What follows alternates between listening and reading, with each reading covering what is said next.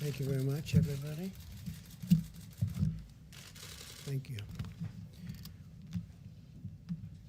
So, America continues to wage all-out war to defeat the virus, this horrible, horrible virus. You see how terrible it is, especially when you look at the numbers from yesterday. And we explained why we're extending our nationwide guidelines to slow the spread for 30 days. Together, we have the power to save countless lives. We're attacking the virus on every front with social distancing, economic support for our workers, rapid medical intervention, and very serious innovation, and banning dangerous foreign travel that threatens the health of our people. And we did that early, far earlier than anyone would have thought, and way ahead of anybody else. In this time of need, I know that every American will do their patriotic duty and help us to achieve a total victory.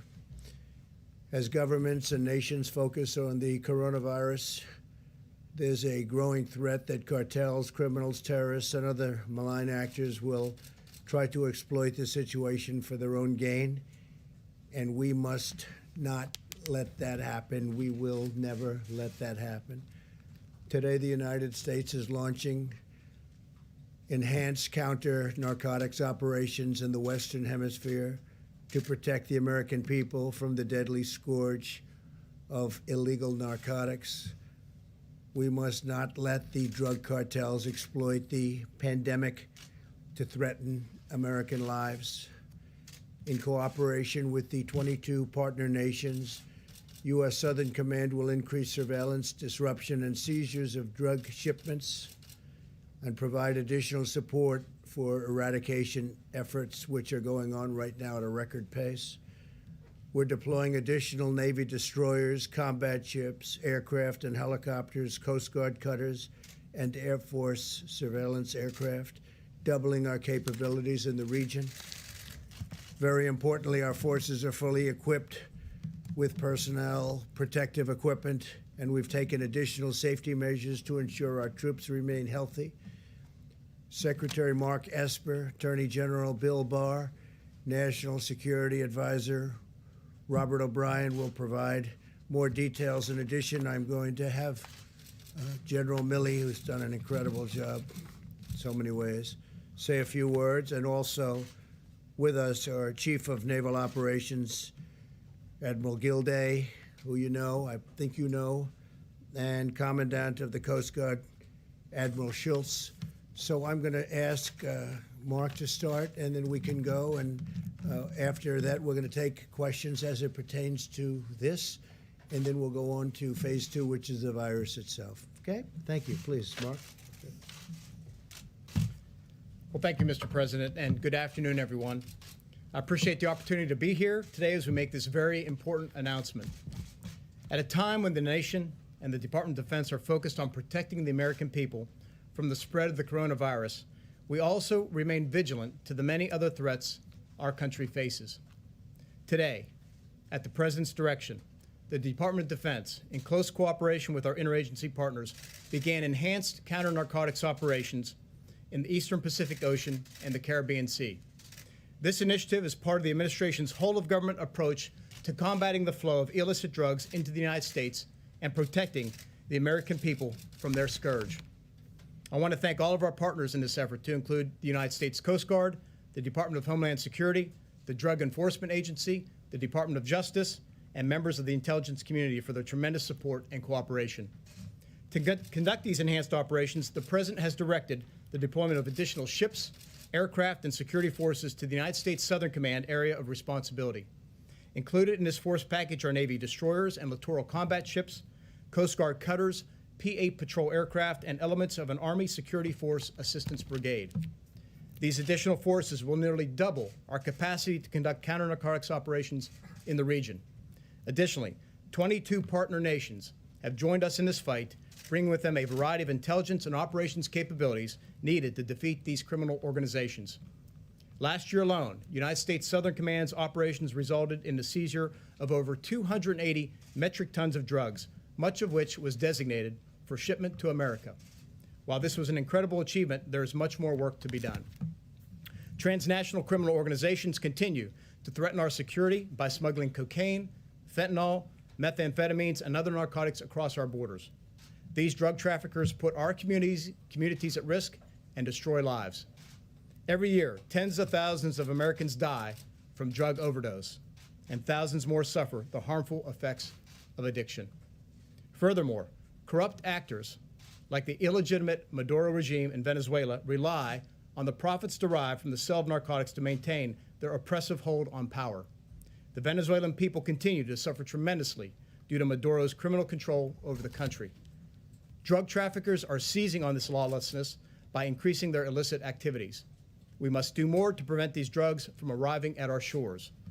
These enhanced counter-narcotics operations that are now underway will further disrupt the flow of illicit drugs to America, deny our adversaries the financial resources they depend on, and build the capacity of our partner nations throughout the region. I want to thank President Trump for his leadership and support to this critical mission. This is a particularly important time for this operation to begin. As nations around the world shift their focus inward to deal with the coronavirus pandemic, many criminal organizations are attempting to capitalize on this crisis. The enhanced operations we are announcing today will keep the pressure on these criminal groups and protect the American people from the devastation caused by the flow of illegal drugs into our country. Mr. President, thank you for your leadership as we begin this important operation. While the men and women of the United States military work hard here at home to fight the coronavirus, we continue to take action around the world to defend our great country. Thank you, and I'd like to invite General Milli. Thank you, Secretary, for those words, and thank you, Mr. President, for your leadership. And I want to publicly thank Admiral Craig Fowler, the commander of U.S. Southern Command out of Miami, for leading this operation, which is underway effective today, and also Admiral Gildea, the Chief of Naval Operations, Admiral Schultz, for their contributions to this from their services. There's thousands of sailors, Coast Guardsmen, soldiers, airmen, Marines involved in this operation. We came upon some intelligence some time ago that the drug cartels, as a result of COVID-19, were going to try to take advantage of the situation and try to infiltrate additional drugs into our country. As we know, there's 70,000 Americans die on an average annual basis to drugs. That's unacceptable. We're at war with COVID-19, we're at war with terrorists, and we are at war with the drug cartels as well. This is the United States military. You will not penetrate this country. You will not get past Jump Street. You're not going to come in here and kill additional Americans. And we will marshal whatever assets are required to prevent your entry into this country to kill Americans. So right now, the Navy has marshaled additional gray hull ships from both PACOM and EUCOM and for the Naval Fleet at Norfolk. And they are set sail already, and they are in the Caribbean right now. In addition to that, there's 10 Coast Guard cutters, and there's Special Operations Forces and Security Force Assistance Brigades, along with Air Force reconnaissance aircraft. The bottom line is you're not going to get through. Now is not the time to try to penetrate the United States with illegal drugs to kill Americans. With the United States military, we will defend our country regardless of the cost. Thank you, Mr. President. Thank you, Secretary. Thank you, Mr. President. Thanks for your decisive leadership as we confront this unprecedented challenge posed by coronavirus. And I'd like to thank you for your support for this important initiative, and thank all of the Secretary of Defense and all the services for taking on this important initiative. Obviously, during this crisis, we're all focused above all else on COVID-19. But at the same time, our law enforcement and national security work must go forward, protecting the American people from the full array of threats. For the Department of Justice, one of our highest priorities must remain destroying the Mexican cartels. Their trafficking is largely responsible for the deaths, as we all know now, of 70,000 Americans a year. And also the costs of this don't count the destroyed families, the destroyed lives, the draining of our national treasure as state budgets are crushed by the burden that this narcotic trafficking causes. The President has made clear that we are in this fight against the cartels to win, and that we are not interested in half measures, and that the threat posed by the cartel is not just a law enforcement threat, but a national security threat as well. And in December, building on your success with the Mexican president in forging a cooperative relationship in the area of immigration, you asked me to go down and meet with the president, Lopez Obrador, and our Mexican counterparts to see if we could also establish a more comprehensive and coordinated effort with the Mexicans in confronting the cartels. And we've had some successful visits and discussions, and currently have an array of activities underway against the cartels. And we anticipate, along with the Mexicans, that these are going to bear fruit in the months ahead. But it quickly became clear that we can obtain the most immediate results, the best bang for the buck, where we increase the assets involved in interdiction on both the Pacific and Atlantic side of Mexico and the Central American countries. For years, the cartels have been using these sea routes to take the cocaine up from principally Colombia, now also out of Venezuela. And these sea routes on both coasts have become the primary means of bringing cocaine up to the United States. Because of the superb work done by the Defense Department and our intelligence community, we know exactly, most of the time, where these traffickers are at sea. But we're have been up till now, significantly limited in our ability to interdict because of the numbers of the assets we have deployed. Prior today, this limitation meant we could only intercept a fraction of the traffickers and the various boats that were detected. This will now double our capacity, and we are talking about hundreds of tons of cocaine now we're now in a position to seize. So this is going to radically improve our interdiction efforts and put tremendous pressure, we think, on the cartels. And the effort that Southcom is undertaking is going to save lives by taking drugs off the street. Last week, I announced the unsealing of charges of narco-terrorism, drug trafficking, and other crimes against the former Madero regime, 16 members of that regime, and their involvement in trafficking of 250 metric tons a year. A lot of that comes by sea, as I discussed at that time, but also because of the pressure we're applying by our sea interdiction, they are trying to establish an air route out of Venezuela up into Central America, which is one of the reasons we're trying to move firmly against that corrupt regime. This drug war has gone on for many decades, and at times in the past, we've had great success and great results, and at times we've taken our eye off the ball. Fortunately, not in this administration, and I'm grateful that you, Mr. President, have brought focus to this fight and the determination to use whatever tools are necessary to win the fight. The cartels have to be defeated, both for the people of this country and for the people of Mexico and Venezuela. So I'd like to thank you again, Mr. President, Secretary Esper, for providing the wherewithal required to help win this war against the cartels and others who seek to send illicit drugs into our country. And with that, I'd like to introduce Ambassador O'Brien.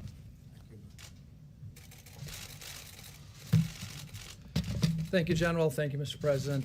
Today's action is another example of the bold leadership of President Trump and his commitment to protecting the homeland against threats that seek to destabilize the United States and our Western Hemisphere.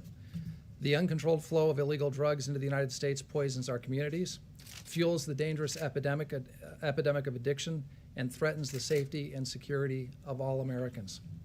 The impressive U.S. Navy, Coast Guard, Army, Marine Corps, Air Force, and interagency operation will address a range of threats to our national security posed by narco traffickers and narco terrorists. It will reduce illicit financial support for the drug trafficking that provides the corrupt Madero regime in Venezuela and other bad actors with the funds necessary to conduct their malign activities. Under President Trump's leadership, we will continue to execute our maximum pressure policy to counter the Madero regime's malign activities, including drug trafficking. And this operation will help to choke off the funds that go to that corrupt regime. Madero, narco terrorists, and criminals should make no mistake that even as we are working around the clock to fight the spread of coronavirus, we will continue to execute the President's counter-narcotics strategy. We are working on a number of important national security priorities as we face this public health crisis. The United States will continue to combat disinformation and fake news about this virus. We will work with the world's largest oil producers to address volatility in global oil markets. We will always protect our servicemen and servicewomen around the world, including in Iraq and Afghanistan. I want the American people to know that President Trump and Vice President Pence and their administration are working tirelessly every day to protect the health and well-being of Americans and respond to the coronavirus. Our adversaries should take note, however, this president has a clear-eyed focus on America's national security interest. And let me be clear, it would be a mistake with terrible consequences for any adversary to attempt to do us harm during this health crisis or ever for that matter. Thank you very much. Thank you, Mr. President. Okay. So do we have any questions on this? Because this group is going to go back to work. We're going to leave. John? Question either for you, Mr. President, or Secretary Esper. What has changed that is allowing these assets to be deployed now, whereas General Barr said in the past they were not available? Well, for a long time, we've had a lot of drugs coming into our country, and it's not that it's increased. We've probably got it down a little bit, but it's still a tremendous number. Families are being ruined, lives are being ruined. It's an incredible thing, especially as you're at this position. You would never believe it. I see things that nobody would believe. I see reports that nobody would believe. So I met with the group behind me, all of them, and we said, what do you think we can do? And they think they can interdict. They think that we can stop it before it gets to the shores. And they're coming from all over the place. And we have incredibly talented people. So I think I'm going to let Mark just give them a little bit of an answer to that. But we just want to see if we can stop a good percentage of the drugs coming into our country. Sure thing. Thanks, Mr. President. So first of all, it's simply a matter of prioritization. The President's given us very clear guidance on what's important to him and protecting the American people. And as some of you know, I began a review months ago looking at all of our different geographic combatant commands and looking at where we can free up time, money, and resources to put into other endeavors.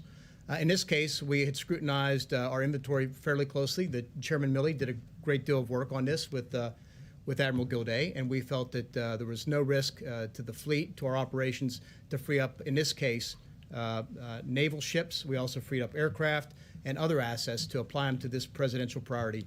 And of course, the Coast Guard did the same. So it was a very good operation. We feel this is very important to the American people and completely in line with the President's direction. And how long will you be able to keep up this operational tempo? Well, it depends. What we're going to do is we're going to run it for some matter of time. I'm not going to disclose how long that will be, and then we will assess it. And then we'll make adjustments from there. We may increase, we may decrease, we may sustain as is. But this will be an assessment we will do as an interagency team. We'll report back to the President, and we'll take further guidance from there. And you know, we didn't do it for this reason, but it'll also have an impact on the virus because we have people trying to get in. So not only drugs, but now we have a new phenomena, and that's at least for the next, hopefully short period of time, the virus, so we'll be able to have an impact on that too. Please. Yeah, Mr. President, could you expand on that a little bit, because you tie it to COVID-19, saying that these drug cartels were taking advantage of the situation, of this pandemic. How exactly? Well, because we're focused on so many other parts of the country and even parts of the world. And all of a sudden, areas where we had it clamped down pretty tight. In fairness, you know, the wall is up to about 160 miles already. And any areas where we have that wall, it's for the most part contiguous. We have fill-ins, but we're up to 161 miles exactly. And any place where you have that wall, other than walking around it on the edges, it's stopping everybody cold. I mean, we're stopping. Nobody's seen anything like it. That's how good it works. And the other side knew it worked that well, everybody, because everybody was for it 5 years ago. All of a sudden, they changed. It's having a tremendous impact. But we are now focused on so many different things because of what's happened, because of this horrible, I say it's a horrible phenomena, that now we've got to focus on drugs. And the drugs come in from different methods, and we have the best people at sea anywhere in the world. So we'll have a tremendous impact on drugs. But one of the other things will also have an impact, we think, on the on the virus. Okay? Yeah, please. Ambassador O'Brien, did China underreport both the number of cases and the death toll from the coronavirus? And if that's the case, Mr. President, what does that mean for our relationship with China and your relationship with President Xi? Well, number one, I think the president has a great relationship with President Xi, and we'd like to have a great relationship with China. Unfortunately, we're just not in a position to confirm any of the numbers that are coming out of China. There's no way to confirm any of those numbers. There's lots of public reporting on whether the numbers are too low. You've got access to those reports that are coming out of Chinese social media and some of the few reporters that are left in China. We just have no way to confirm any of those numbers. Thank you. We really don't know. How do we know whether they underreported or reported however they report? But we had a great call the other night. We're working together on a lot of different things, including trade. They're buying a lot. They're spending a lot of money. They're giving it to our farmers. They're paying our farmers for the product. So, we're gonna continue that along. John, yeah? I have another one, sir. You tweeted earlier today that there was, you have uncovered intelligence that there is a sneak attack being planned against American troops, American assets in Iraq. Are we talking about Kataib Hezbollah again? Also, We don't want you're to say, saying- but we just have information that they were planning something, and it's very good information. It was led by Iran, not necessarily Iran, but by groups supported by Iran, but that to me is Iran. And we're just saying, don't do it. Don't do it. It'd be a very bad thing for them if they did it. The last time they did do it in early March at Camp Taji, there was a response from the military against Kataib Hezbollah and Kataib Hezbollah alone. Your That was a tweets, very powerful response, by the way. That response knocked out 5 different places, but it also took out a lot of very bad people. your tweets seem to suggest, though, that if it happens again, it may go up the food chain. Well, that was a very big response. We knocked out a lot. They hit one site, we hit 5 big ones and ammunition sites. You saw that. You saw what happened. And I won't say how many people were killed, but some bad people were killed, and a lot of them. That was a big response. But this response will be bigger if they do something. Yeah, you had one, please. Yes, thank you, Mr. President. Just going back to your conversation with President Xi, wondering if you received an intelligence report that talked about the discrepancy in the numbers, and if you addressed that with President Xi. We have not received that, but their numbers seem to be a little bit on the light side, and I'm being nice when I say that, relative to what we witnessed and what was reported. But we discussed that with him, not so much the numbers as what they did and how they're doing. And we're in constant communication with, I would say the biggest communication is myself and President Xi. The relationship's very good. Look, they're spending, they will be spending when things even out. This is obviously a little bit of a hurdle, what's happened over the last month. But they'll be spending $250 billion buying our product, $50 billion to the farmers alone, $200 billion to other things. They never did that before. So we have a great trade deal, and we'd like to keep it. They'd like to keep it, and the relationship is good. As to whether or not their numbers are accurate, I'm not an accountant from China. Strain things at all in terms of the trade deals? No, because people just don't know. People don't know where did it come from. I think we all understand where it came from, and President Xi understands that, and we don't have to make a big deal out of it. We didn't like the fact that they said it came from our soldiers, and they haven't pursued that. It was, and that was a mid-level person said that. That was not a high-level person, so I will always assume the best. I'll assume the high-level people didn't know about it. It was a foolish statement. So, look, the relationship with China is a good one, and my relationship with him is really good. Please. Can I follow up just on that point on Chinese propaganda that you mentioned, as well as Ambassador O'Brien? So in the past several weeks, China has been shipping PPEs, masks. They've either been selling or donating everywhere, Africa, Europe, Italy, Russia, and really pushing this narrative that they're taking on a global leadership role in the crisis. So what are your thoughts on that? And is there any plan for the Well, I don't mind if they administration want to to. take on that role? I view that as a positive if they're helping other countries. We have 151 countries right now that are under siege by the virus. Under siege. Some are doing really badly. They don't know about social distancing. These are countries that aren't highly sophisticated. They don't have great communication to the rest of the world. They don't know the things that we're doing and that some others are able to do. And if China can help them, I'm all for it. I'm for all of us helping everybody. We're soon going to have more ventilators than we need. We're building thousands of ventilators right now. Now, it takes a period of time to build them.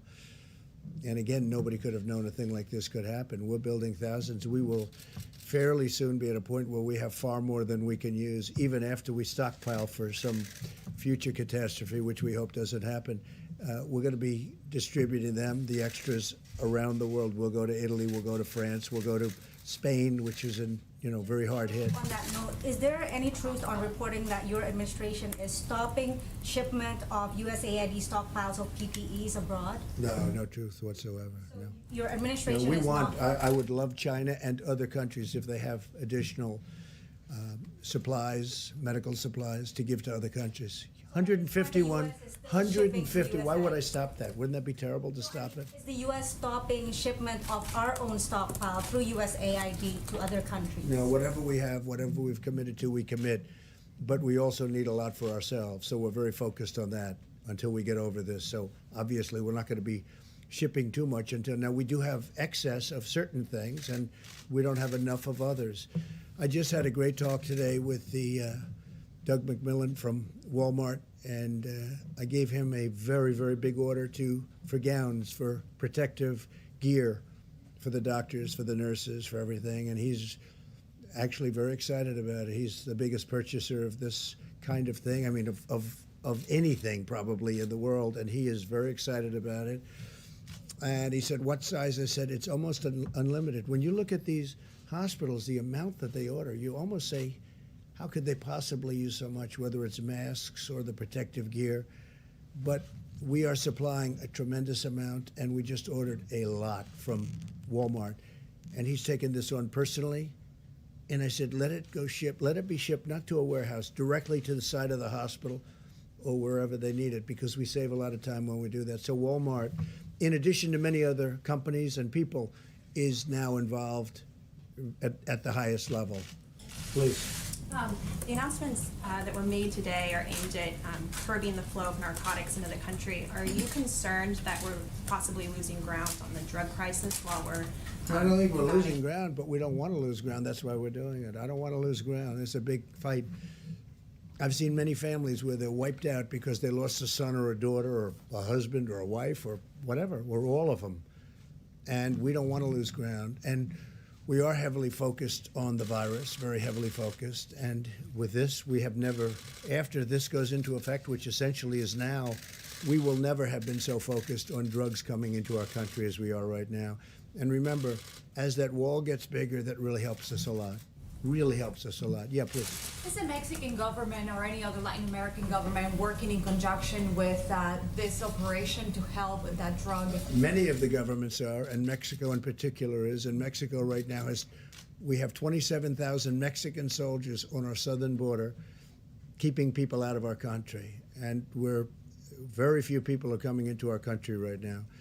And as we complete, again, the wall, in addition to the 27,000 soldiers, it's a very tough place to come into. When I took over, people were coming in and they were bringing whatever they wanted. They were bringing drugs of any type, and now it's very hard for them, and it will get harder and harder. But the president of Mexico is a great guy who's really helped us a lot.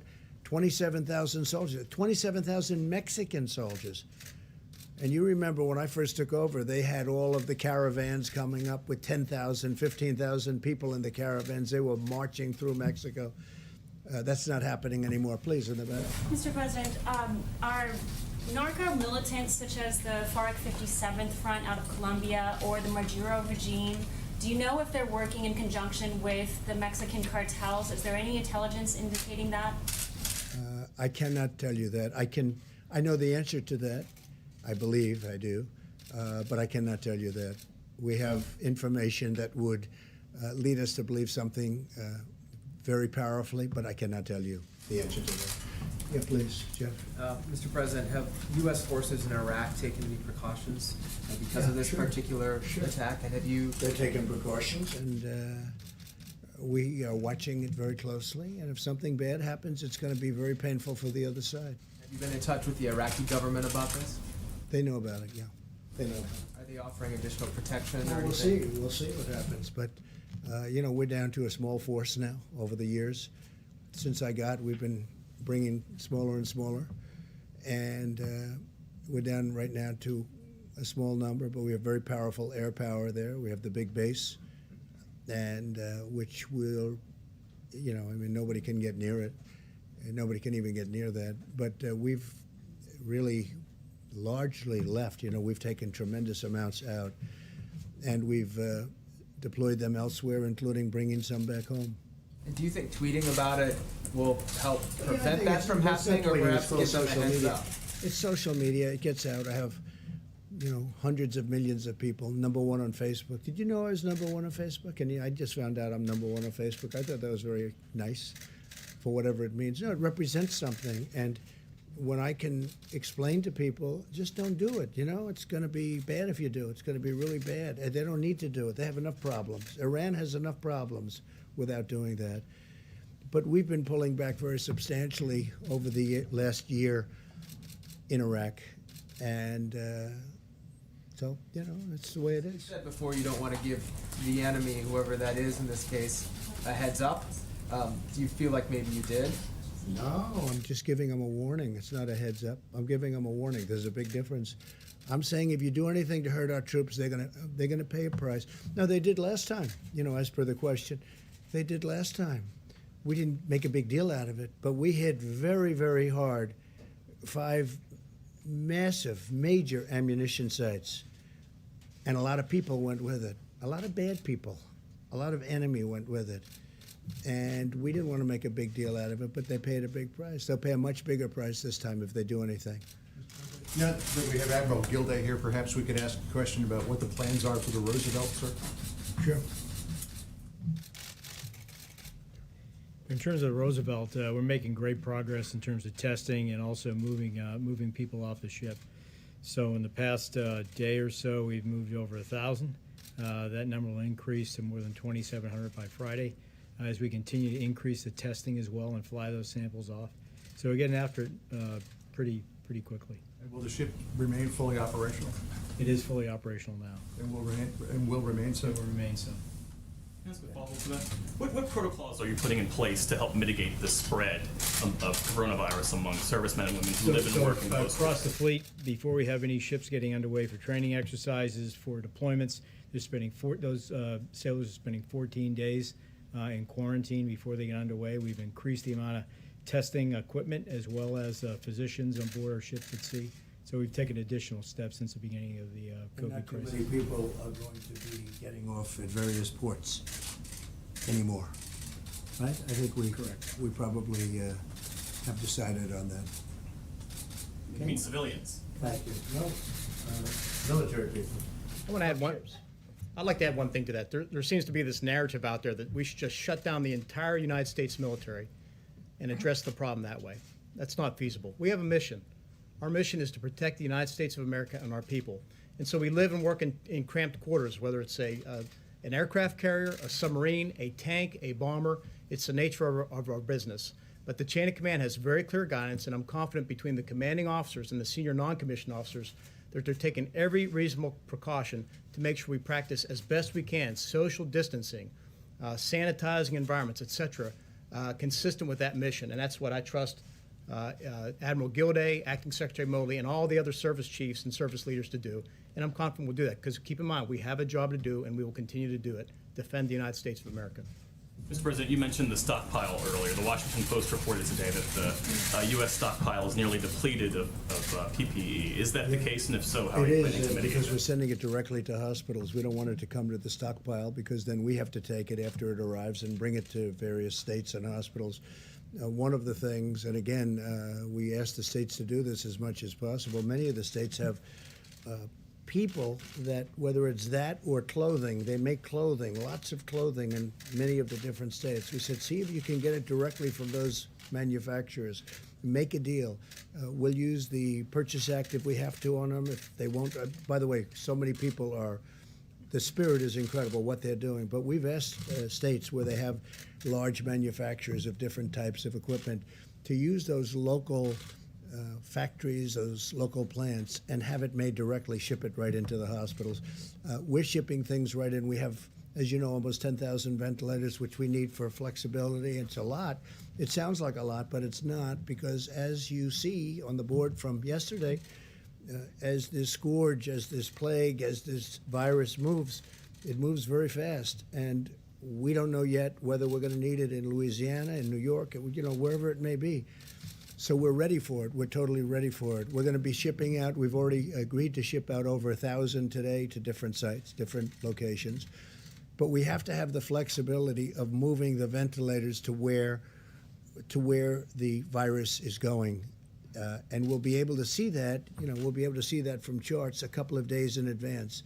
So right now we have a nice pile of ventilators. We have a lot more coming in. We have I think we have 11 companies making ventilators right now. Very good companies, and they're making them. You know about Ford, you know about General Motors, but we have a lot of companies making the ventilators right now. So now the question is, when you make one, it doesn't get made in 15 minutes. It's not, a mask can go quickly. A ventilator takes time to build. It's very, very, as we discussed, it's complex, it's big, it's expensive, et cetera.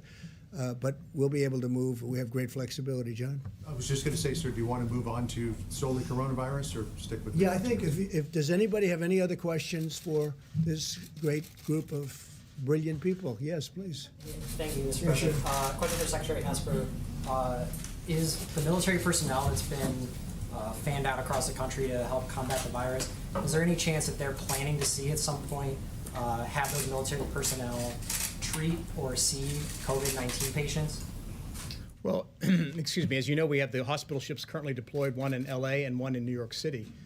So they could be treating patients as they come in. We're taking precautionary measures to screen them beforehand to make sure that they're not exposed, if you will. Same with the military hospitals that we are deploying, certainly again to New York, Seattle, and other places. But the one thing we got to be careful of is that these are deployable assets. They are unique.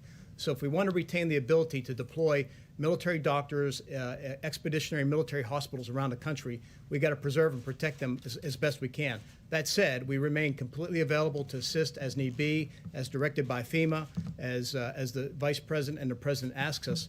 That's what we commit to do to the American people to help safeguard them and protect them through this virus. So as part of that, will they be seeing coronavirus patients, or will they strictly be seeing other patients and helping them? They could have called upon. I think the best use for them is based on their training and how they're structured and organized is for trauma. We can take the load off of hospitals with regard to their trauma patients, thereby freeing up rooms, and other doctors, particularly doctors who are, respiratory nurses or doctors who deal with infectious disease, to treat those type of patients. So I think it's the best use of our resources. But again, if push comes to shove, we're prepared to do what we have to assist the American people. At the same time, preserving the medical capability we need to support our operation deployed forces abroad.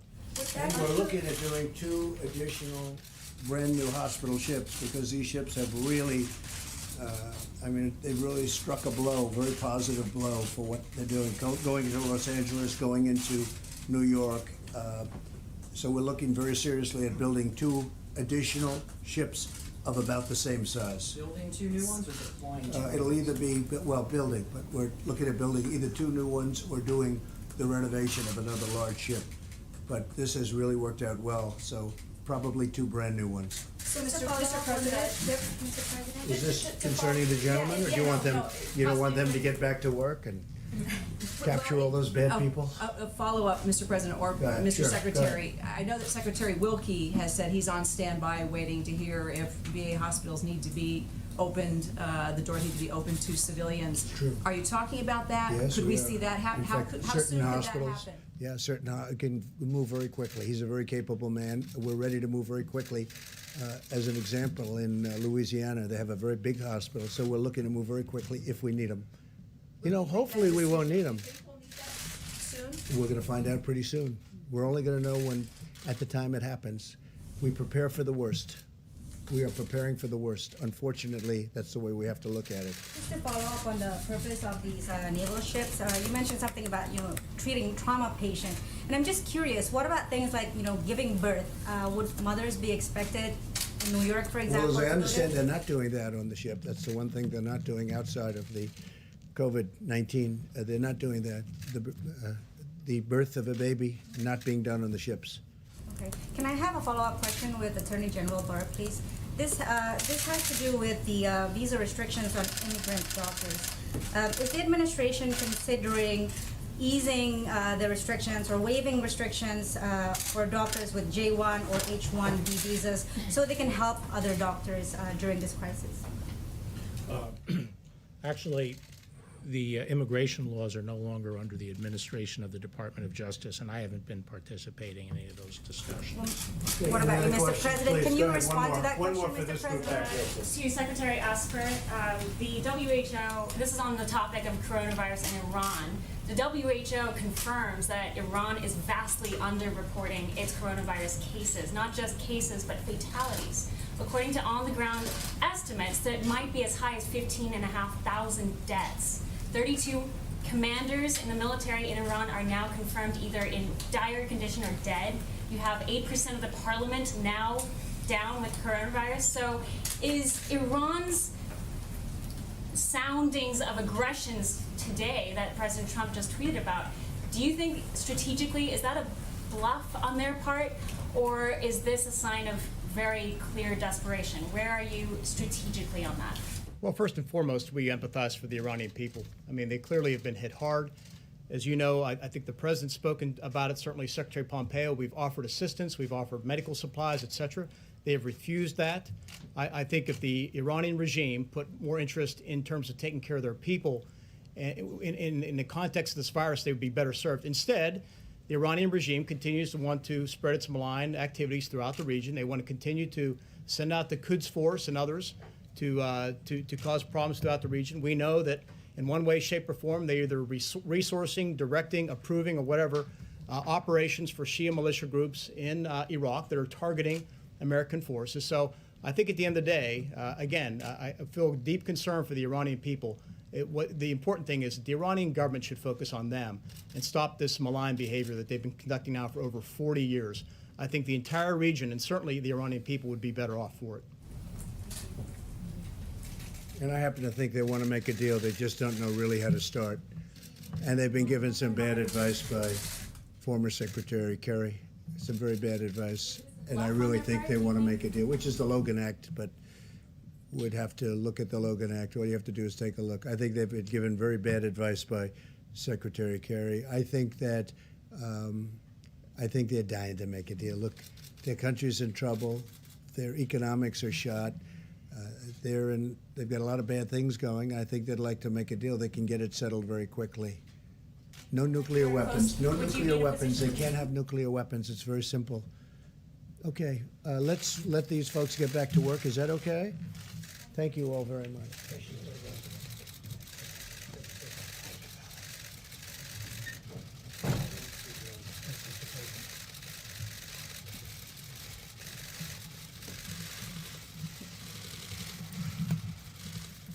So as we deploy our service members to combat both threats abroad, invisible enemy at home, earlier today I spoke to our nation's incredible warriors and military families. Spent a long time on the phone with thousands and thousands of families that were hooked in. In order to stop the spread of the virus, some of these families have delayed planned moves to their next duty station. And in other cases, military families are also waiting longer to welcome home their heroes from deployment. There's a tremendous burden to bear, and the families have been involved with us for so long, and they are incredible. Without the families, they couldn't be the great service members that they turned out to be, and they understand that. And I must say, protecting our military families is our top priority. So they understand what's happening with respect to the virus, and they understand it well. They've been fantastic. As Commander-in-Chief, I'm deeply grateful for our service members, their spouses, and their children, whose love, devotion, and sacrifice keeps America strong. To make, procure, and deliver crucial medical supplies to our doctors, nurses, and healthcare workers, my administration is leveraging the might of American manufacturing supply chains and innovators across the industry and across every industry. And I just told you about Walmart, and I could tell you about many more. Hanes is making protective gear and masks, and we're making tremendous amounts of product. There's never been anything like it. At the same time, I tell the governors, get it yourself if you can from your local companies and your local warehouses and factories. If you can do that, you should do that. Because of the actions that we've taken under the Defense Production Act, manufacturers and suppliers are sharing with FEMA and HHS their planned orders and allocations to states and to hospitals all over the region.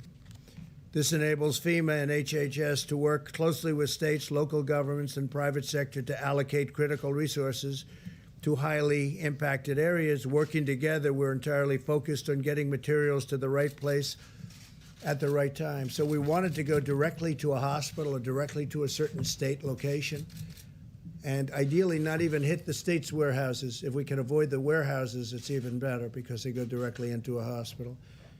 And one example of that is Ohio, the great state of Ohio. Senator Rob Portman called today, and he asked for some help and got us, did a tremendous job, along with Mike DeWine, the great governor of Ohio, to facilitate a donation of 2.2 million gowns. 2.2 million gowns. Think of what that is, 2.2 million. To the Strategic National Stockpile from Ohio-based Cardinal Health. Cardinal Health, we appreciate it, and they're making much more than that and different types of things. We're profoundly grateful for their contribution to protect the lives and safety of our healthcare professionals. Cardinal's been working with us very well. FEMA and HHS formed a historic partnership with the private sector called Project Airbridge to bring supplies from other countries to the United States, including gloves, gowns, goggles, and masks. These supplies will soon be distributed around the country. We have large cargo planes coming in from various parts of the world. Every day, new plane loads are landing in cities such as New York, Miami, Chicago, Los Angeles. Additional flights have been scheduled, and we're adding more and more.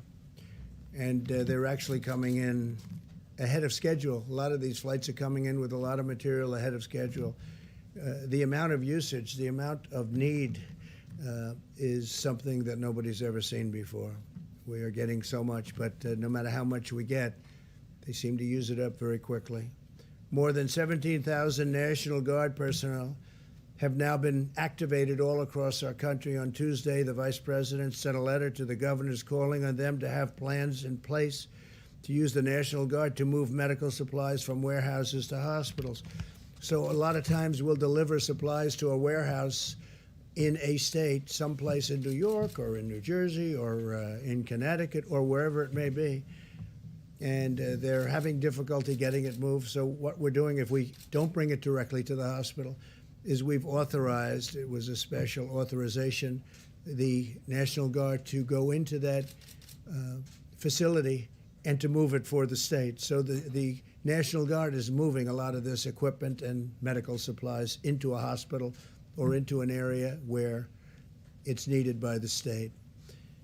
As I said yesterday, difficult days are ahead for our nation. We're going to have a couple of weeks, starting pretty much now, but especially a few days from now, that are going to be horrific.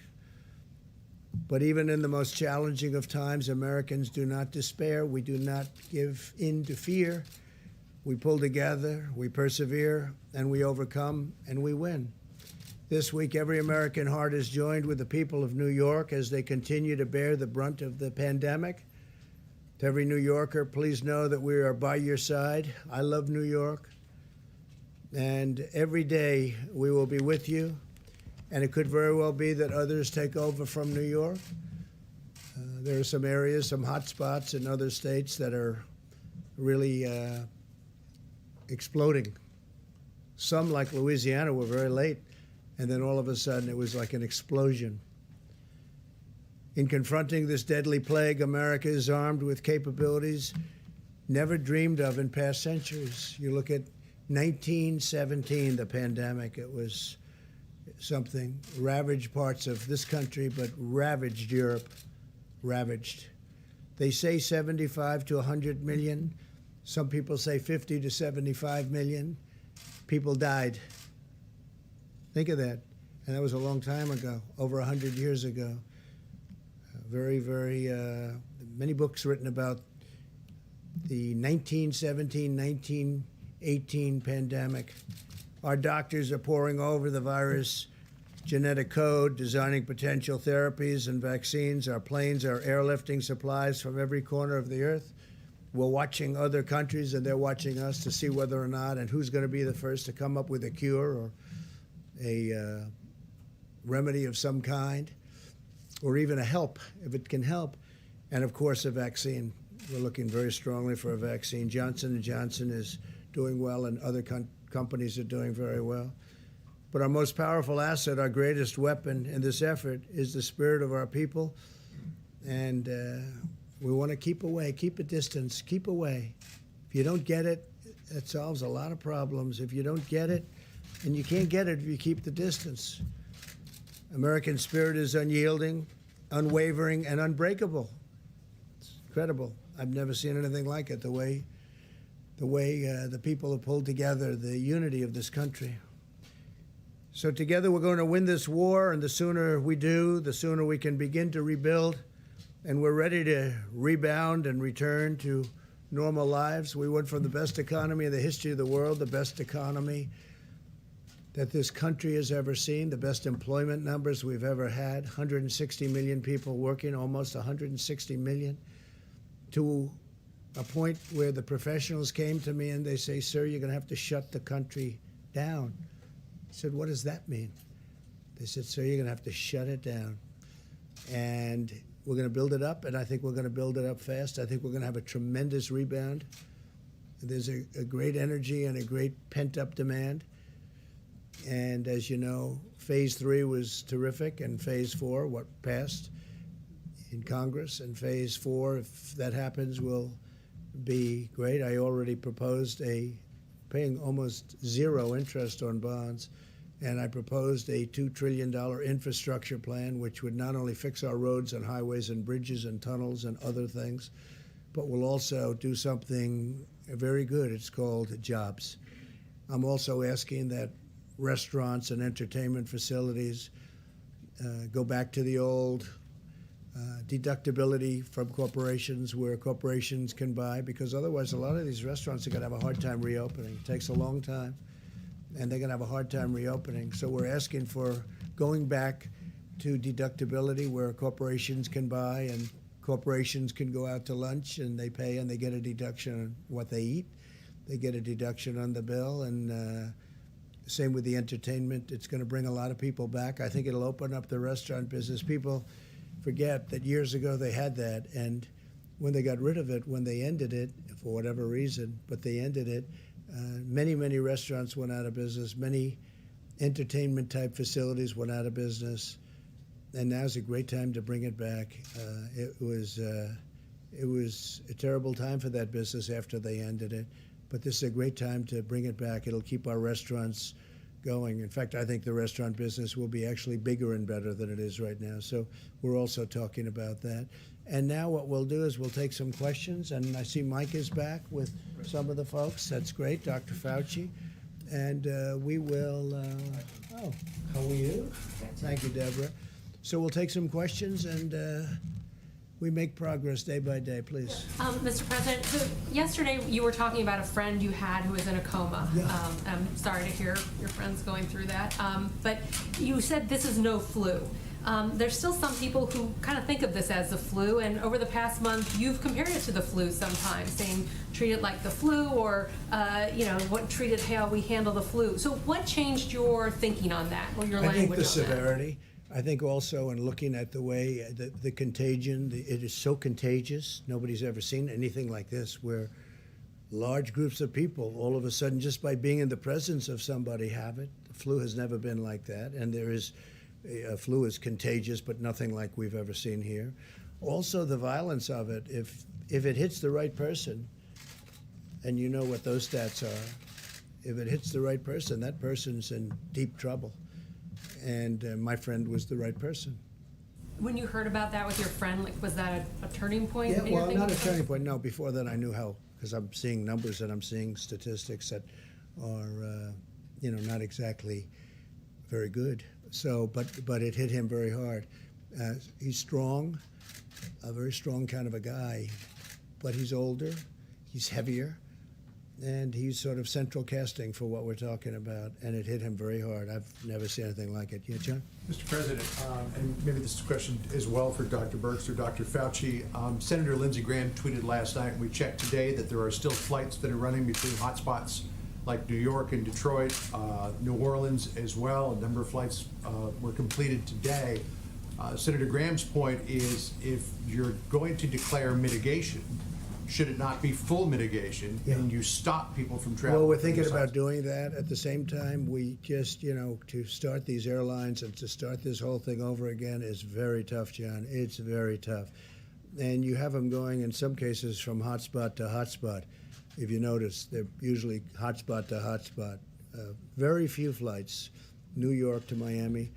But we're thinking, we're certainly looking at it. But once you do that, you really are clamping down an industry that is desperately needed. But how do you make that calculation as to whether or not you keep the industry afloat, or you risk spreading contagion? That is a calculation that we're looking at right now. We're looking at it very strongly. Please. So let me follow up to that, Mr. President. Not every governor has issued a stay-at-home order. All of you have made it very clear how important it is to stay home, that we are in a dire situation here, and that's how you stop the spread, is staying home. Sure. Why not take the power out of the hands of the governors and you just issue a stay-at-home order for every state in this country? States are different, and I understand that Governor of Florida, great governor, Ron DeSantis, issued one today, and that's good, that's great. But there are some states that are different. There are some states that don't have much of a problem. There are some, well, they don't have the problem. They don't have thousands of people that are positive, or thousands of people that even think they might have it, or hundreds of people in some cases.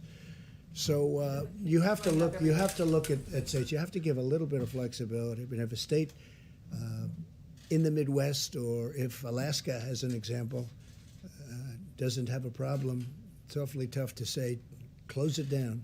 So we have to have a little bit of flexibility. Look, we're helping governors. We're really here to help governors. They're the front line of attack. And that includes in purchasing, by the way. We're here and we're backing them up.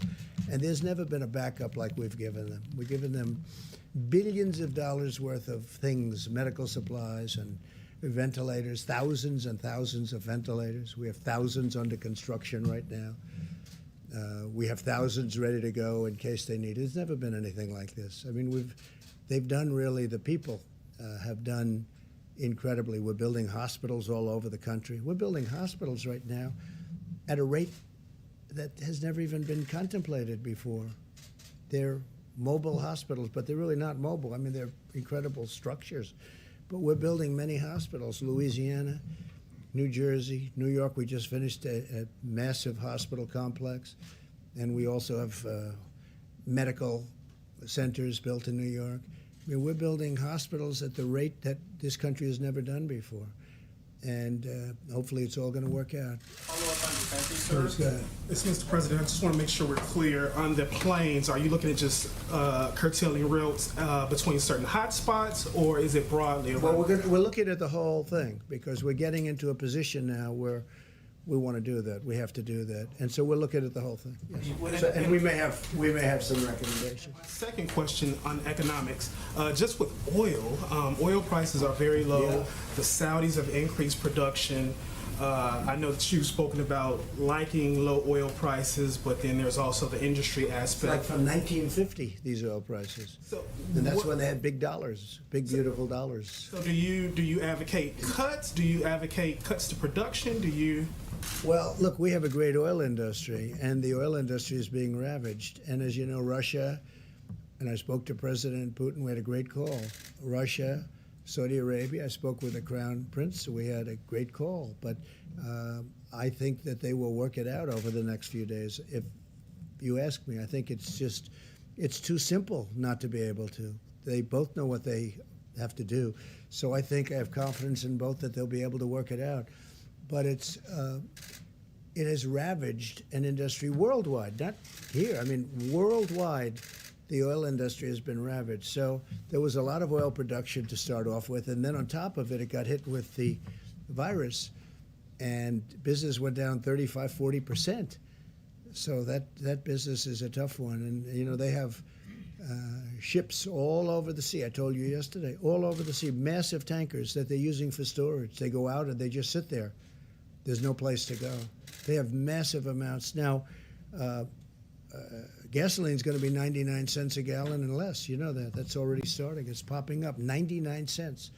So that's like giving a massive tax cut to people of our country. When we try and get the airlines going, if fuel is costing much less, it helps with getting the airlines, which is always a tough business, always has been a tough business. But with that being said, look, I want to get that industry back where it was. We were doing records in that industry also. We want to get it back to where it was. So I think that Saudi Arabia, Russia, they're negotiating, they're talking, and I think they'll come up with something. I'm going to meet with the oil companies on Friday. I'm going to meet with independent oil producers also on Friday or Saturday, maybe Sunday. But we're having a lot of meetings on it. I think I know what to do to solve it. But if they're unable to solve it, then I think I know what to do to solve it. Or can you give us a glimpse we of won't what mention you're it now, but it's tough. I think I know what to do to solve it. We don't want to lose our great oil companies. You know, we're the #1 producer of oil in the world. And a month ago when you said that, it was great. Today when you say it, it's not so meaningful. But I do believe there's a way that can be solved, or pretty well solved, and I'd rather not do that. I think that Russia and Saudi Arabia at some point are going to make a deal in the not-too-distant future, because it's very bad for Russia. It's very bad for Saudi Arabia. It's very bad. I mean, it's bad for both, so I think they're going to make a deal. You know, the free market is a wonderful thing. It's amazing how it can work, but I think they're going to make a deal, yeah. Yeah, please, with that. Mr. President, a couple of questions, one for you, one for Mr. Wolf, if possible. Over 5 million immigrants in this country do pay taxes through their IT numbers, yet they will not receive any money in their stimulus package, and no undocumented immigrant will receive any aid from the government during this crisis. How do you suppose they survive during the COVID-19? Well, you know, you're saying undocumented, meaning they came in illegally. And a lot of people would say we have a lot of citizens right now that won't be working. So what are you going to do? It's a tough thing. It's a very sad question, I must be honest with you. But they came in illegally. And we have a lot of people that are citizens of our country that won't be able to have jobs. Now, I do think once we get rid of the virus, I think we're going to have a boom economy. I think it's going to go up rather quickly, maybe very quickly, and maybe slowly, but it's going to go up, and it'll all come back. And I think it's actually going to come back stronger than what it was because of the stimulus. But it's a really sad situation, and we are working on it. I will tell you, I'm not going to give you a hard and fast answer because I just want to tell you it's something I think about, and it's something we're working on. Please. Mr. Wolf? Go ahead. Thanks, Mr. President. Question for Dr. Fauci. Looking beyond when we're on the other side of this curve, are we looking at living with some sort of social distancing guidelines essentially until there's treatment or a vaccine? For example, people looking forward to the summer talk about going to baseball games, going to concerts. We have political conventions over the summer. Are things like that possible or safe without a vaccine or a treatment in place? Yeah, I think if we get to the part of the curve that Dr. Burke showed yesterday, when it goes down to essentially no new cases, no deaths at a period of time, I think it makes sense that you're going to have to relax social distancing. The one thing we hopefully would have in place, and I believe we will have in place, is a much more robust system to be able to identify someone who's infected, isolate them, and then do contact tracing. Because if you have a really good program of containment that prevents you from ever having to get into mitigation, we're in mitigation right now. That's what the social and physical distancing is.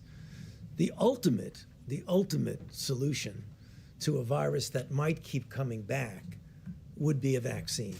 In fact, I was on the weekly conference call with the WHO-sponsored group of all the health leaders in the world who are dealing with this. And we all came to the agreement that we may have cycling with another season. We'll be much better prepared. We likely will have interventions. But the ultimate game changer in this will be a vaccine, the same way a vaccine for other diseases that were scourges in the past that now we don't even worry about. And Tony, how are they doing with the vaccine stuff? I mean, the vaccine is, as I said, it's on target. We're still in phase 1. There were 3 doses that we had to test. We've been through the first 2 doses. We're on the highest dose now. When we get that data, it'll take a few months to get the data to feel confident to go to the phase 2. And then a few months from now, we'll be in phase 2. And I think we're right on target for the year to a year and a half. And do you mind me asking, you and Dr. Birx, have either of you received threats of any kind, or have you been given a security detail, given that you've been out here every day on camera speaking? Well, I mean, anything that has to do with security detail, I'd have to have you refer that question to the Inspector General of HHS rather than my answer that. Can I follow up on testing? He doesn't Dr. need Fauci? security. Everybody loves him. Can I follow up on Besides testing, that, Dr. they'd be in Fauci? big trouble if they ever attack. You know, he was a great basketball player. Did anybody know that? He was a little on the short side for the NBA, but he was talented. He won a game. I read the story. He won a game that was unwinnable against a great team. And his whole team said, we can't beat this team. And he went in and they won the game, right? That was a couple of years ago. But a few years ago. The head never changes. The attitude never changes. Could I ask Dr. Fauci? Yes, please. Because I know he loves being up behind the podium. He does. Much. Like pulling teeth, like going to the dentist. I don't want to hit you with everything that's coming along, but a lot of people who are watching television today heard from a researcher named Dr. Jacob Granville, who's come up with a potential antibody therapy that he has given to USAMRIID.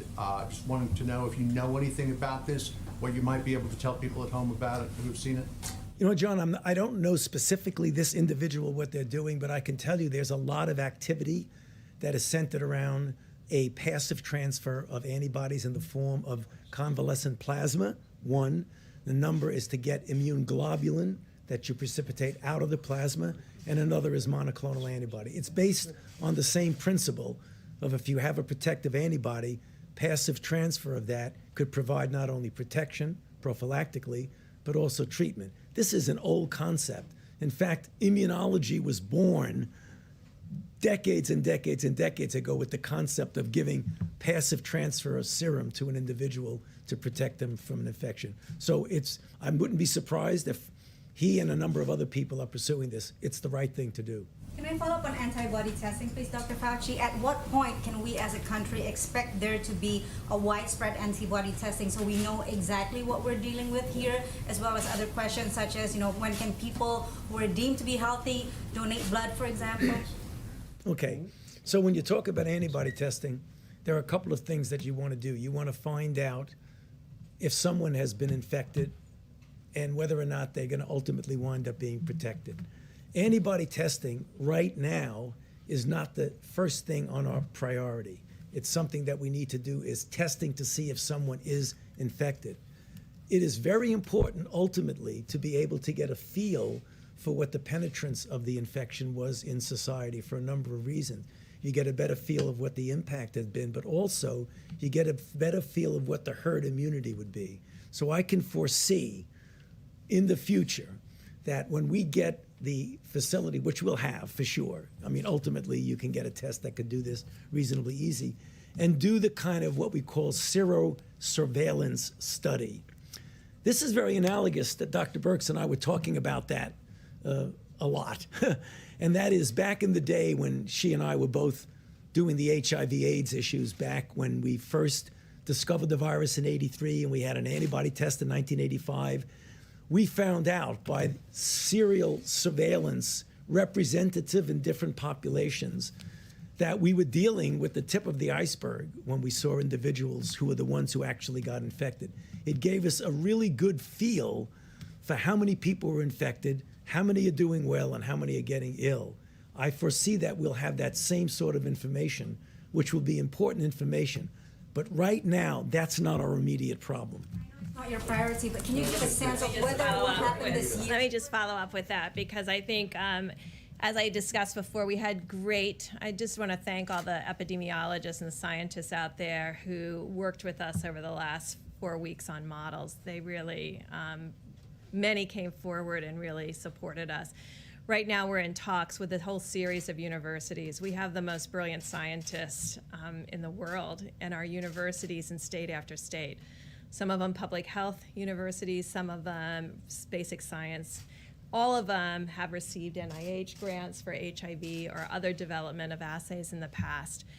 I've talked to a lot of them over the last few days to really ask them to develop these simple ELISA tests that could be used rapidly in their healthcare centers, because immediately it's easy to do. We've all developed ELISAs.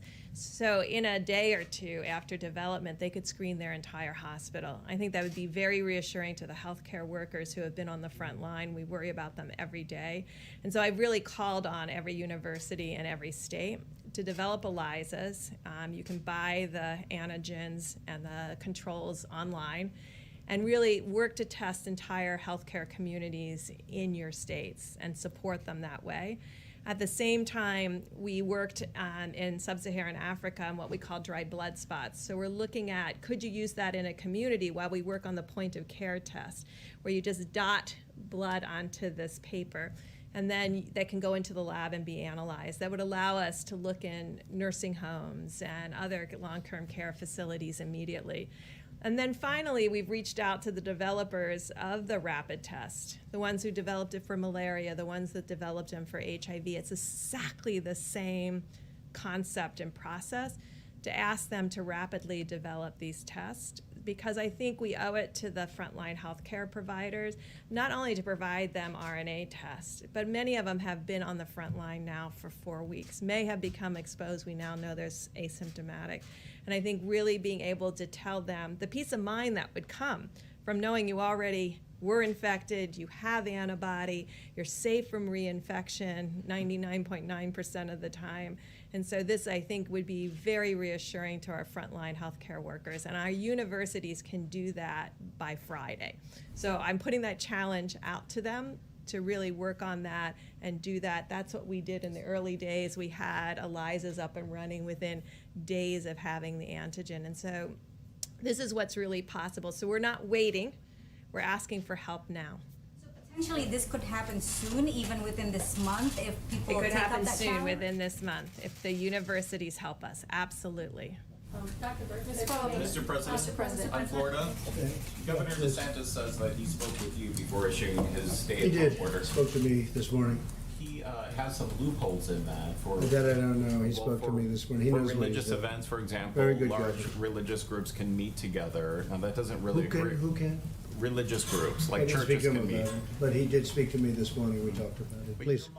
Full mitigation, sir. Does that go against your model? Because that's not full I mitigation. don't know. I'd have to look at what he did. Back to the healthcare workers on the front lines, following up with Dr. Burks as well. Hazard pay. You have said you have wanted that for the healthcare workers on the front lines. I know Secretary Mnuchin has mentioned something about that possibly in I like the it. fourth level of the stimulus I like package. it. But can you make it happen now? Do we have to wait for a fourth stimulus? Well, I think it's something we're discussing in terms of bonus or bonus pay. It doesn't have to be called hazard pay. It could be called, hey, look, I watch those people go into hospitals that I know. I talked about one of them, right? But I watch them walk into those hospitals, and they walk in men, women, young, middle-aged, not so many older ones. And I watch them. They're almost like, and I think I take the word almost out. They're like warriors. They're going in. People are cheering. Where there's a building across the street, the people are screaming. They're clapping. They're like heroes. The Empire State No, Building. no. I will up the tell you. top. I think it's incredible. They're like warriors. They're like soldiers, and we're gonna be doing something for them. So whether it's bonus, because we're hopefully going to be over this relatively quickly. It's going to be vicious for a period of time, but hopefully we're going to be over this. You have a lot of questions today. Look at you. You know this young lady behind you? Never met her before in my life. We're practicing social distancing. That's good. That's a good It makes idea. our marriage strong. That's good for a marriage, right? There are a lot of people who are worried about getting sick, and do they end up in a hospital? People who are uninsured, and will they be crushed by medical bills? You were considering last month already in March, reopening the healthcare.gov exchanges. There has been a determination not to do that. Could you tell us what the rationale was behind that Again, you decision might- and what you have as an alternative? Okay, they took that up under the task force, and maybe, Mike, you want to say a few words about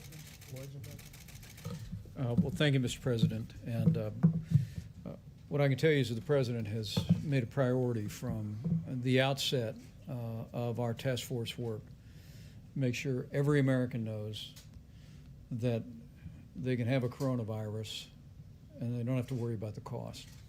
And we were very inspired as well because of the President's engagement with the leading health insurance companies in the country that now, so far, 2 of the top health insurance companies in America have announced that they're not only willing to waive copays on testing, and now testing is fully covered because of the bill the President signed for every American, but also that these 2 insurance companies have waived copays on all coronavirus treatment.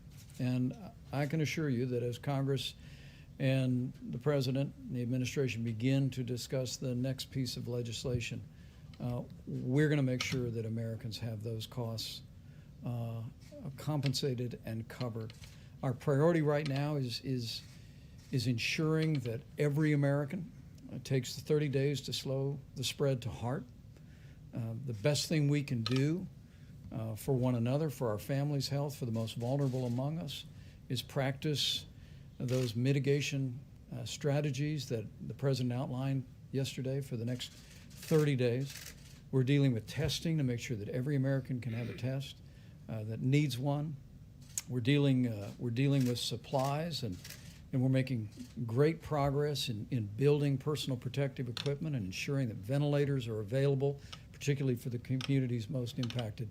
But the American people can be confident that as we move into this, we're going to make sure that our healthcare workers are properly compensated for their extraordinary and courageous work.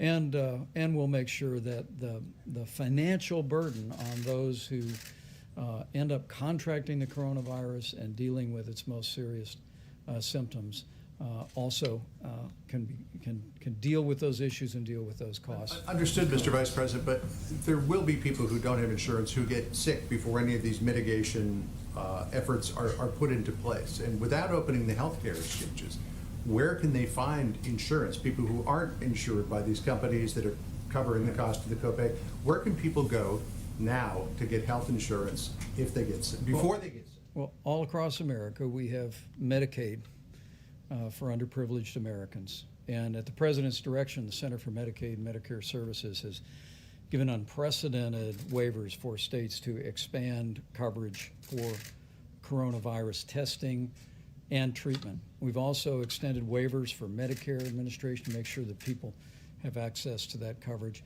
But we're going to continue to bring opportunities to the President. The traditional systems of Medicaid in particular for the uninsured in America. Could you expand that to cover middle class people? Well, I think what we're seeing health insurance companies do today, John, is really inspiring.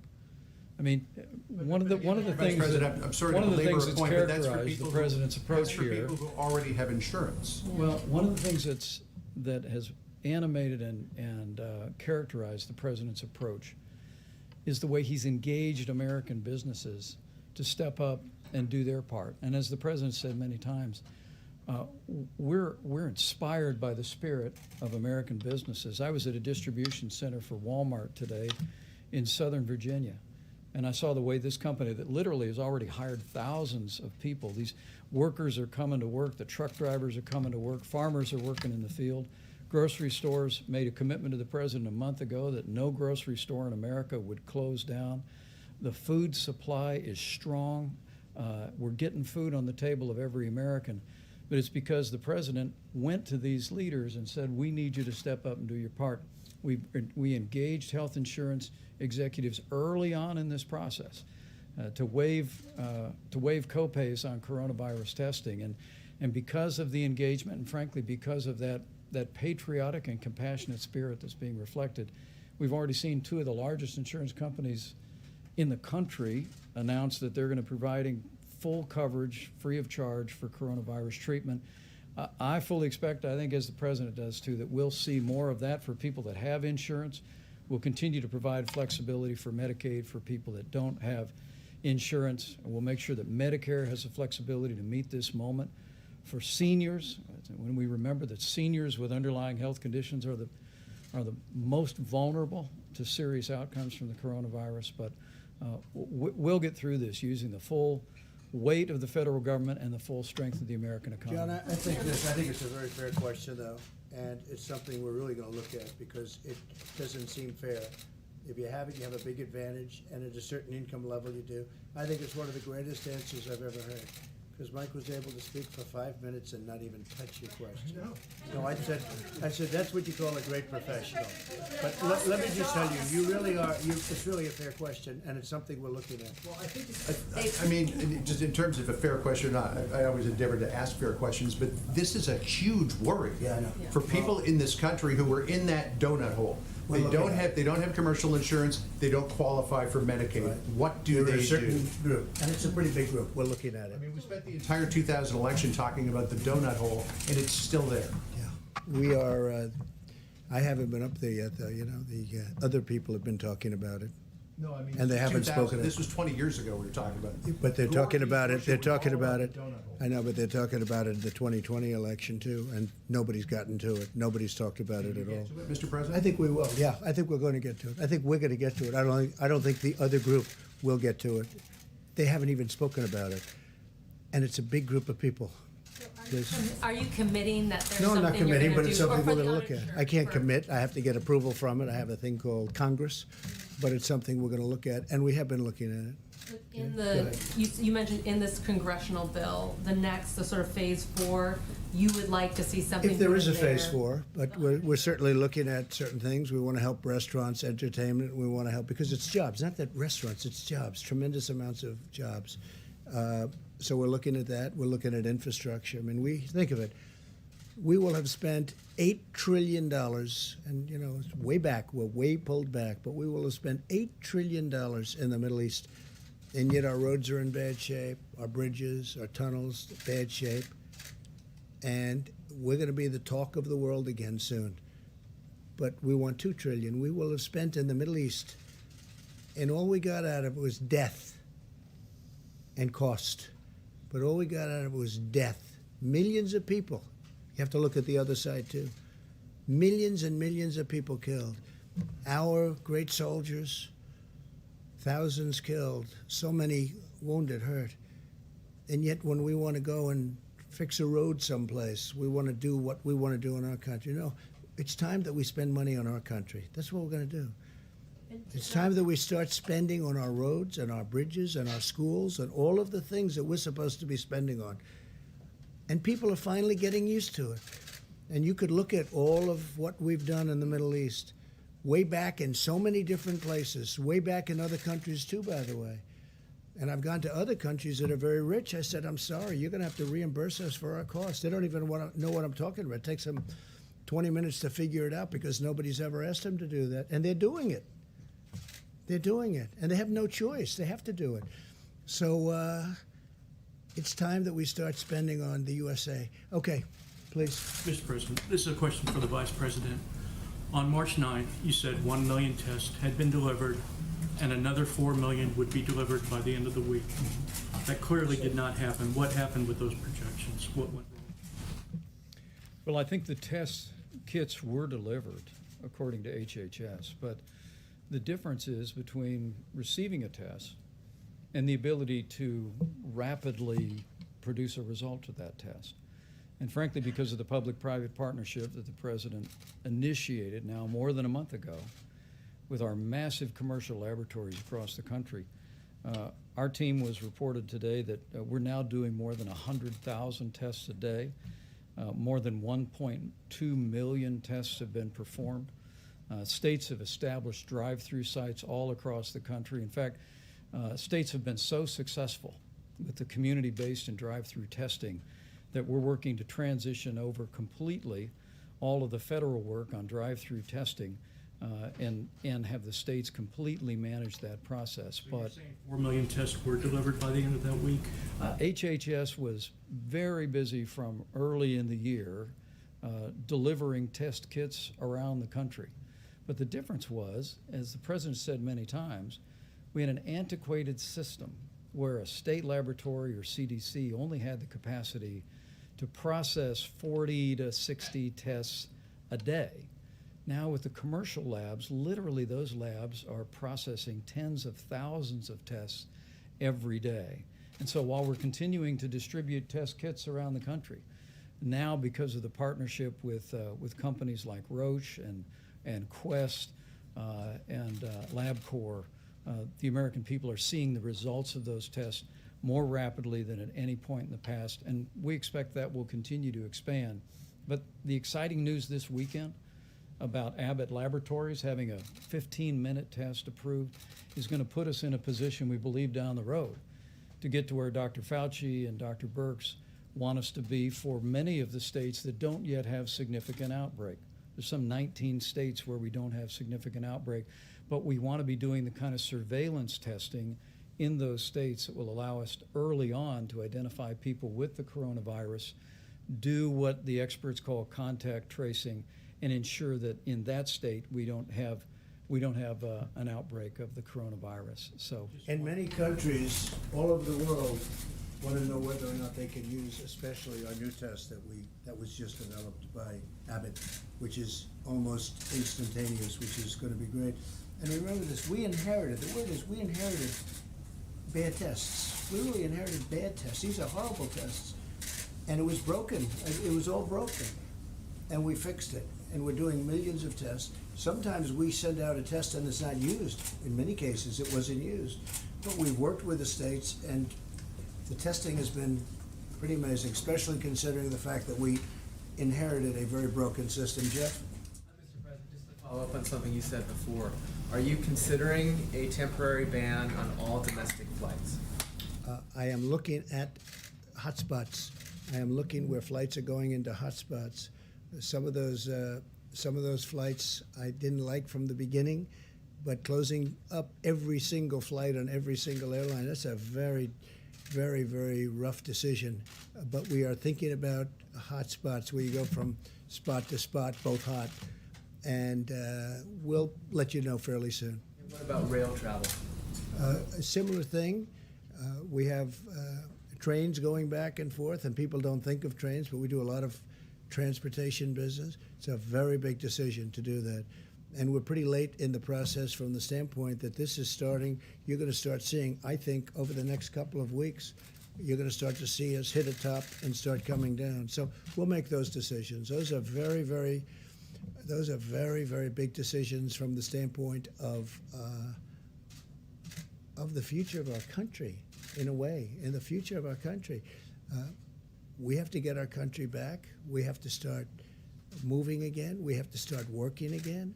They're doing tests on airlines, very strong tests for getting on, getting off. They're doing tests on trains, getting on, getting off. But when you start closing up entire transportation systems and then opening them up, that's a very tough thing to do. There continues to be a lot of public confusion about the use of masks. What is the The White reuse. I love the sterilization of the masks. So, Ohio company, you can sterilize the N95. You can sterilize that mask for up to 20 times. Think of that, up to 20 times.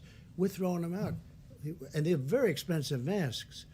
They're throwing them out, and I kept saying, one of the first questions I asked to Dr. Fauci, I said, "Why aren't they sterilized or cleaning the mask?" Because I didn't, was it my thing exactly when we first heard about this? Nobody else knew it either.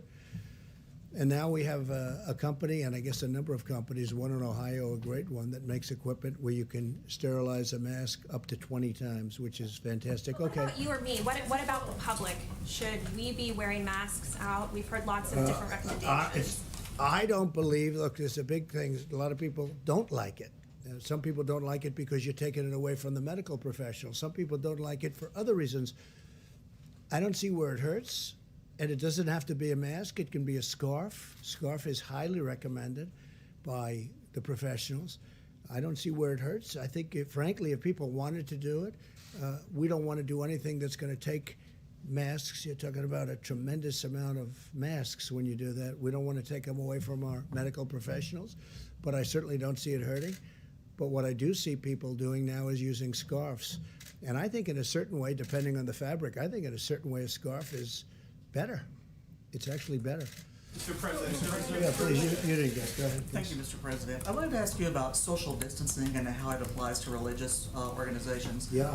Some churches, as you know, have continued to hold services, even though you have advised people that they need to practice social distancing. There was a pastor of a mega church in Florida over the weekend who held services that were attended by several hundred people.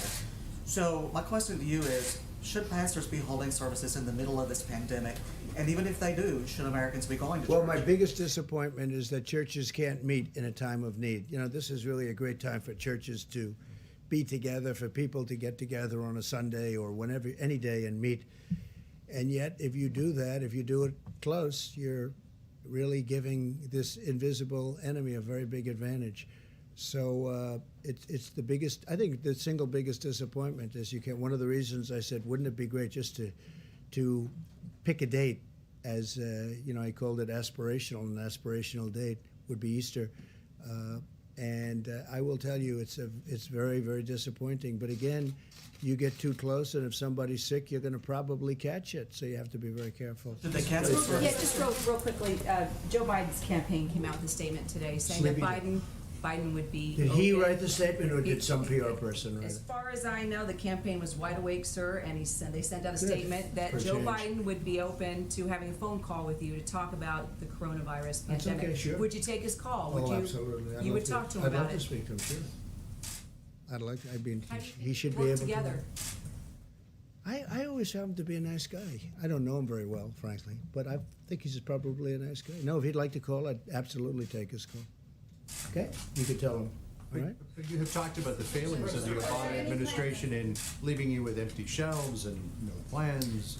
Well, They have and said no you got- ammunition, They have and said maybe you got no rid of the ammunition. pandemic office and the National Security Council. We didn't do that. That turned out to be a false story. Now you're starting to go, what, are you working for CNN? I'm pointing out what they have said and what you have Good said. you were That's with all. Fox. But Fox isn't so easy either. Don't kid yourself. Mr. President, this is not Hey, look, John, let me not tell you about Fox something. or CNN. You know This is that's a just about false story. What you just said is a false story. This doctor knows it better than anybody. No, but you shouldn't be repeating a story that you know is false. All right, who's next? Please, go ahead. In the back, you didn't get it. Talk about Iran, and Iran is struggling with the virus. It's very and sad what's happening in a Iran. broken economy. Under which conditions would you consider suspending, saying, U.S. sanctions? Well, look, we have to talk to them. I think we could work out a deal with Iran very quickly. All they have to do is call. I just think that, they're proud people, and the leadership is proud. They're proud, like all of us. We're proud. You people are proud. They're having a hard time picking up the phone, or they're having a hard time setting up the meeting. But they could fix their country pretty easily. And we don't want hostility. But if they are hostile to us, they're going to regret it like they've never regretted anything before, as per today's statement. But all they have to do is call or have somebody call. There are channels where we can deal very easily. Again, I think that John Kerry did a tremendous disservice. I think he violated the Logan Act 100%. That's what I think. And I think it made it tough for them because they were dealing with him for years. It was a terrible deal. All of that money, $150 billion plus cash, plane loads of cash, for a deal that was no good and was short term. Essentially, it was a short term deal. Who makes a deal for that kind of money and $1.8 billion in cash? I don't even know what that would look like. That would be, this room would have to be filled up 5 times with $100 bills, okay? Who makes a deal like this? And then on top of it, the deal's no good. All right, how about 1 or 2 more? Mr. President, Seattle police have reported a surge in calls about domestic violence. A number of groups have raised concerns. About Mexican violence? Domestic violence. A number of groups have raised concerns that the longer people are stuck at home, the more domestic violence cases there are going to be. Do you share those concerns, and what is being done Well, to make sure? It's another cost of not getting our country working. I mean, some people are getting along great. I've also had the exact opposite question. Families are coming together. they're actually coming together. They haven't talked for a long time, and now all of a sudden they're talking again. They're loving each other. So I've heard that too. But I also have heard domestic violence, much, at a higher level, and drug use because of, in this case, they'd lose their jobs. They had a great job. They had a great life. They have a great family. All of a sudden, a husband's told that he doesn't have a job anymore and he's got no money. And that brings drugs into it. That brings suicide into it. It's a terrible thing. We have to get our country going again.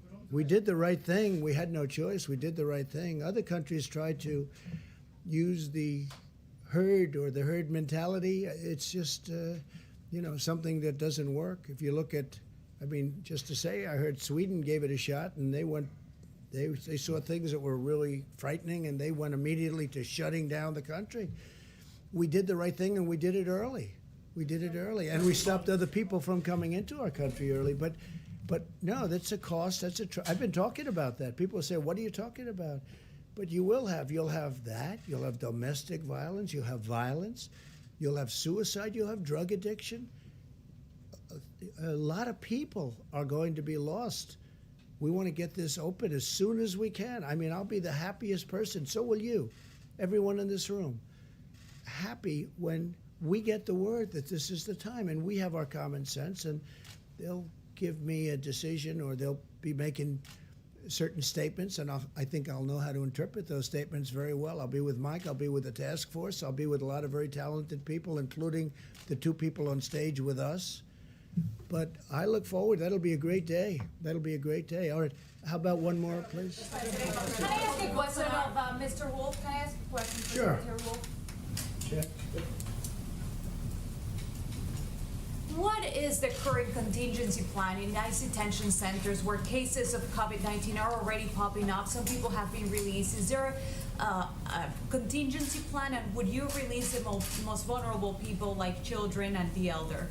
Well, ICE looks at, on a case-by-case basis, even well before COVID, on looking at certain detention facilities and determining on a case-by-case basis if they do need to release individuals. And when we do that, we often put them on alternatives to detention as well. In the case of COVID, we're looking at vulnerable populations, and again, ICE is doing that in conjunction with CDC and other medical professionals. And in some cases, we do need to do that for the health and safety and the well-being of those detainees. But again, that's a case-by-case basis. We're not going to make any blanket statement that we're going to release individuals of whole groups at a time. So it's really important, and I've said it twice now, it's really a case-by-case basis, determining the health of that particular population or detainee, the facility they're in. Different facilities have different capabilities, whether it's an ICE-owned facility or it's a contractor-owned facility. And so we're certainly doing that. We're doing that today. We've been doing that for the past several weeks. Did you say how many have been released? While you're up, could you talk about how tight that southern border is right now? Absolutely. We continue to build miles of the wall every day. We're up to over 150, I believe. We're continuing to build new miles of wall. And a lot of folks ask about replacement wall or new miles. And it's a new capability on our southwest border that we haven't had before. And so whether you talk to the agents, the Border Patrol agents, they like that capability, they like that impedance and denial that it provides them.